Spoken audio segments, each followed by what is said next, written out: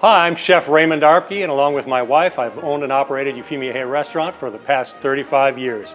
Today I'm going to make a little Christmas special for you, Sauerbraten, and let's get started. We're going to be making a marinade, and that's going to start with some red wine and some red wine vinegar. To that, we're going to add some white sugar, and you want to make sure your ingredients are nice and cold so that you keep your meat nice and cold during the marinating period. I'm going to whisk the sugar really good into this marinade. I'm also going to add some bay leaf, some peppercorn, some clove, and some thyme. Now I'm going to add carrots, onions, and celery. They just need to be diced up, and they don't have to be any particular size. They can be large, small, but we want carrots, onions, and celery in this marinade as well. In goes the meat. Today we're using a chuck roast. You use a lesser cut of meat because it's going to cook for a long time. In goes the marinade.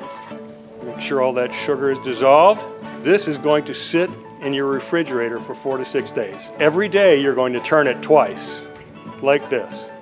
And you always want to make sure that the meat is always covered with the marinade. And we're going to take some, you can use beef fat, you can use olive oil. Today we're using clarified butter. And then we're going to take our meat and we're going to dry it off good. Season with a good amount of salt and pepper. Put it in our pan, the dry side.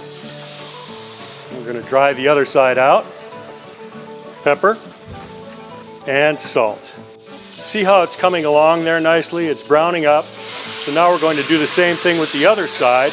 Once we're browned, we're going to dump off any excess fat that we don't need in there. And now the marinade is going to go back into the pot. We'll cover this nicely. If you move the mirepoix, or the carrots, onions, and celeries to the corner, it will displace some of that liquid and cover the meat nicely. And we're going to bring this to a boil. Okay, once we've achieved this boil we have here, we're going to cover the pot and put it in a 375-degree oven. And this is our completed roasting of the Sauerbraten. And look at that meat at 210. So there's our roast. It almost falls apart. We're just going to let that rest for a few minutes. Meanwhile, we're going to take our marinade and strain it. And this is good to the last drop. Make sure you get everything out of the pot. And I'm actually going to take a ladle here and try and press some of these vegetables through the screen. What you're doing here is pulverizing these vegetables that have basically cooked for 2.5 hours.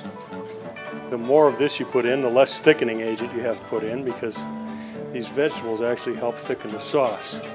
I'm going to add an pinch of salt, a little bit of pepper, and reduce it to about 3.5 cups. I've taken some ginger snaps, just some store-bought ginger snaps, and run them through my food processor, and we're going to use these ginger snaps to thicken our gravy.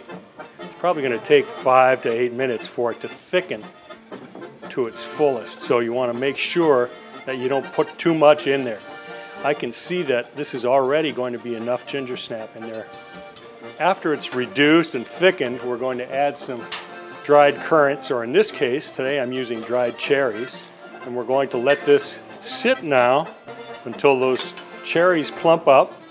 We have our beautiful, well done, tender chuck roast here, so we're just going to cut it into some nice 1/2 inch pieces. Plate it up.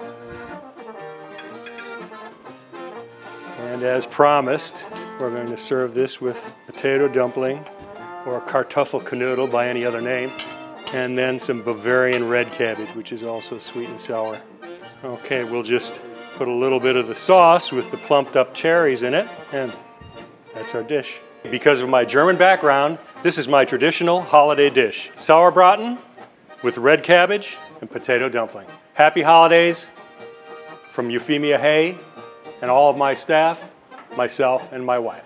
Special thanks to USF Sarasota-Manatee Culinary Innovation Lab and the Sarasota-Manatee Originals. Thanks for joining me in the kitchen.